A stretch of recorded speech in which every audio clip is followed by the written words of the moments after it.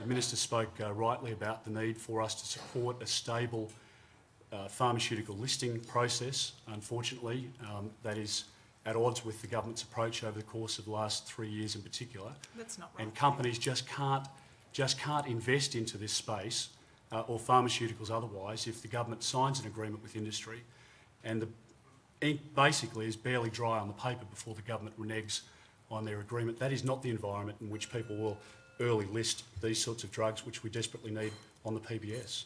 You took issue with the point there, so I'll let you take that up and I'll let I'd Mr Dutton like Peter make a to brief explain response. what he means, to give an example of what he means.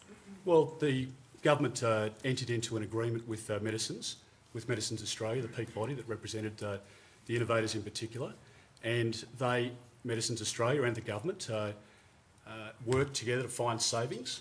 They signed an agreement with the government, and the government walked away from that because they then subverted the listing process, which was, of course, because at the time the government was trying to get back into Which surplus. medicine, Peter?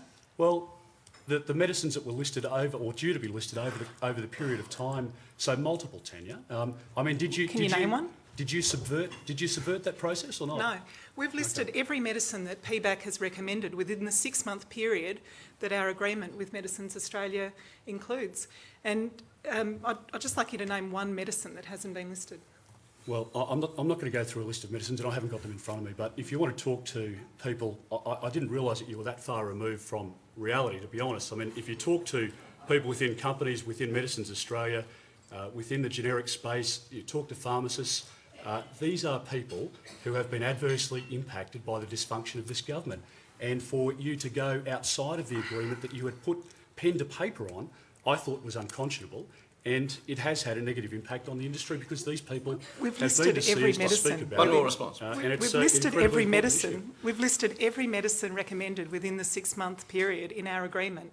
And if you're talking about expanded and accelerated price disclosure, which is the policy that Tony Abbott introduced and of course we have built on, that's meant $5 billion worth of savings. Every single cent of that listed in fact more, $6 billion, reinvested in listing brand new exciting medicines that are being discovered by the Medicines Australia members every day of the week.